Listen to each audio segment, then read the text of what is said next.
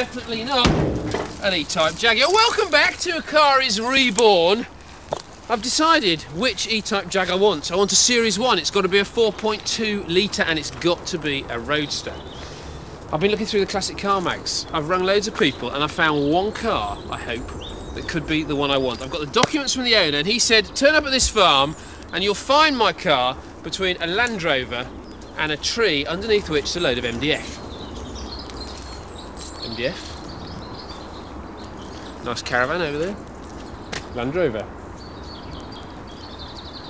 Is this it?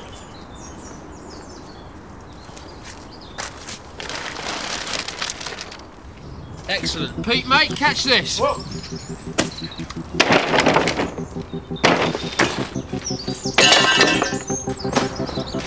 Are you ready for this? Oh, yes! That's a good start. It's got 4 wheels.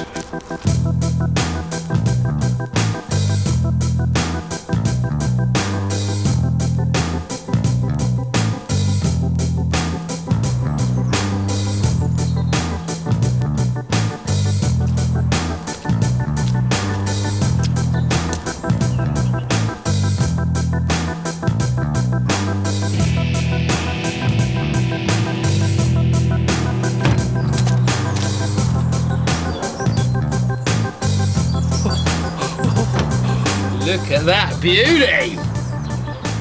6-cylinder XK engine. Looks a bit manky. Oh look, isn't that sweet? Look, on the dipstick. It's got oil in it and everything. On the dipstick, look what it says. Stop engine, wait 1 minute. Fantastic. I'm going to need some expert help with this. I got a tip off for this car from a mate of mine called Steve Berry, who runs a Jaguar restoration workshop, and I think I'm going to give him a ring because, frankly, I don't know what I'm looking for.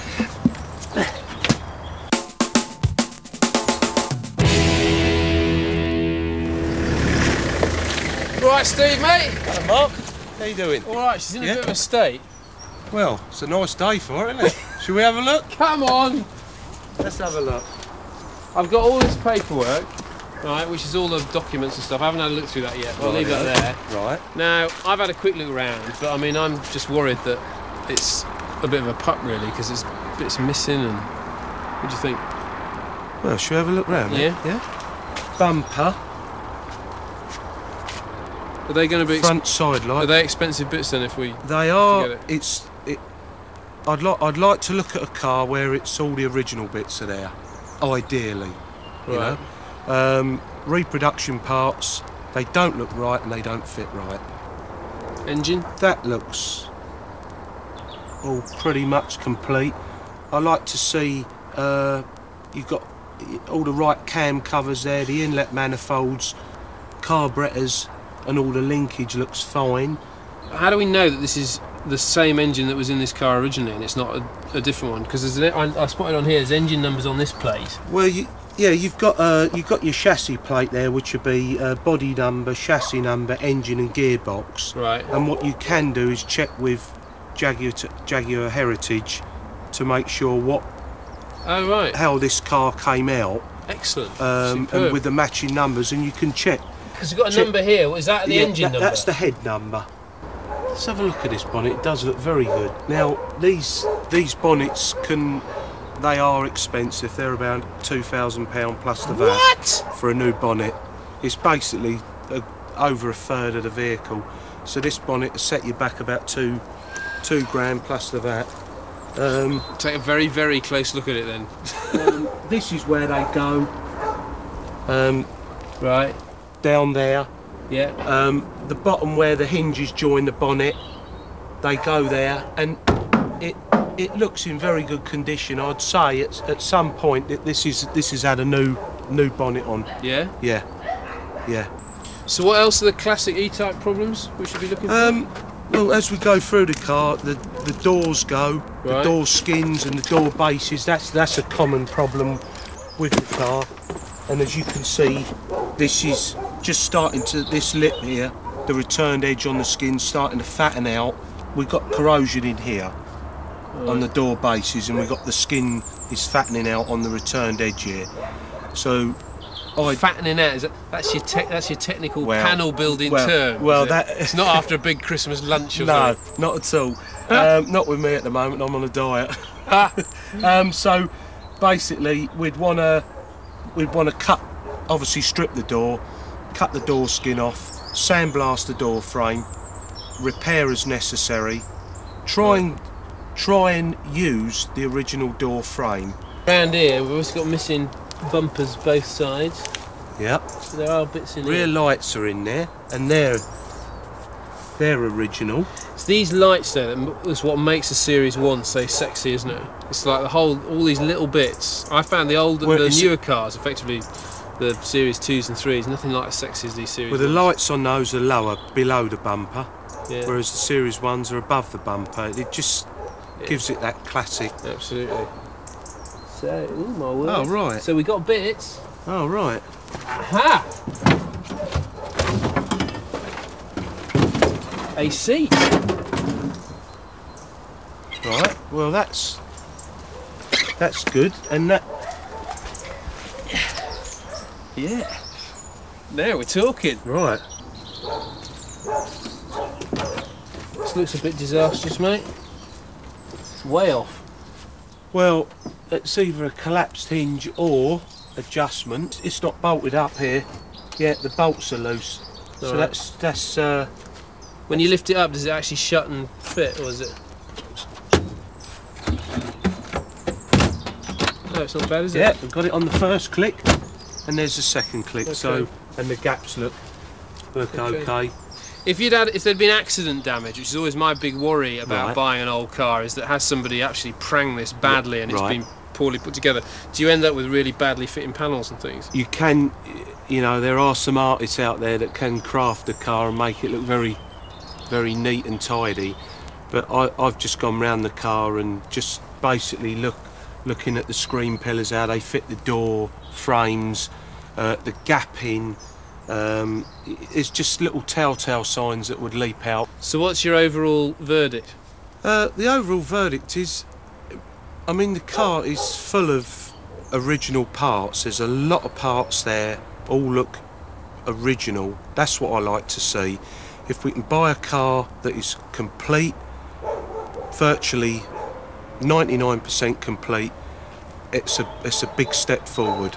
It really is. But I think that's the stage now. I think we really need to get it back to the workshop and on a ramp and have a better look at the underside and that on the ramp. Right, Steve, do you want to get back to the workshop and I'll make this call and I'll crack on. Check out about that hood and I'll speak to you later, Mark. See you, mate. Okay, cheers.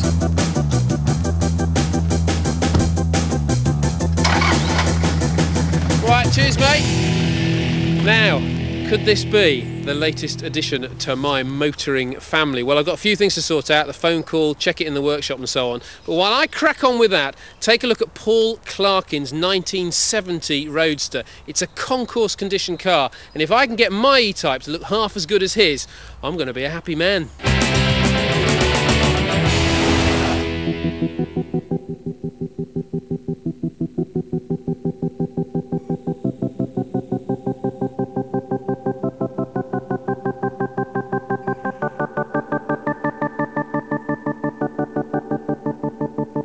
Was when new, capable of doing 150 miles per hour.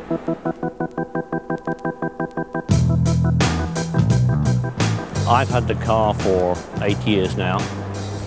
First purchased in '92, and I've restored it in that time completely. Complete nut and bolt restoration. It's cost me twice as much as I budgeted for. I expected it to do it in a year.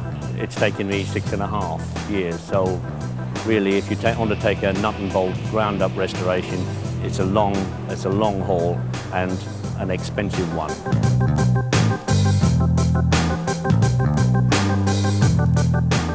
Probably, like everyone else, a boyhood dream growing up in the early '60s, teenager. A Jaguar was out of my reach then. When you get a little bit older, you can sort of afford these toys.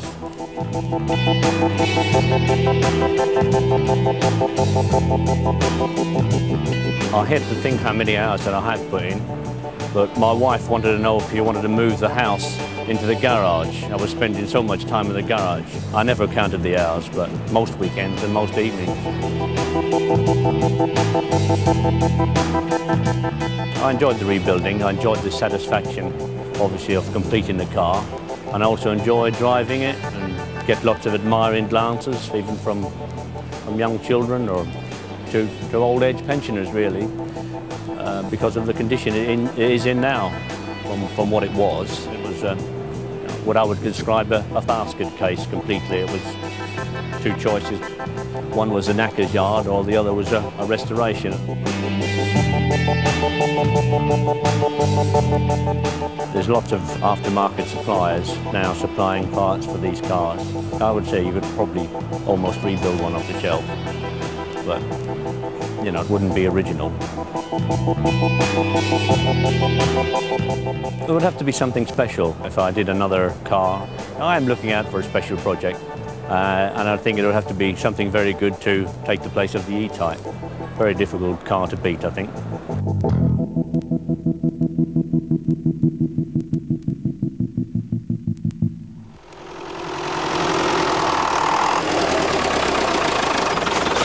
Pass it under here, I'll put it around the...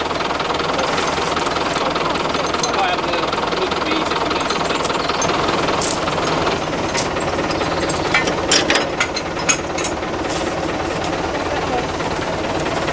Okay. So you found a nice girl with a tractor.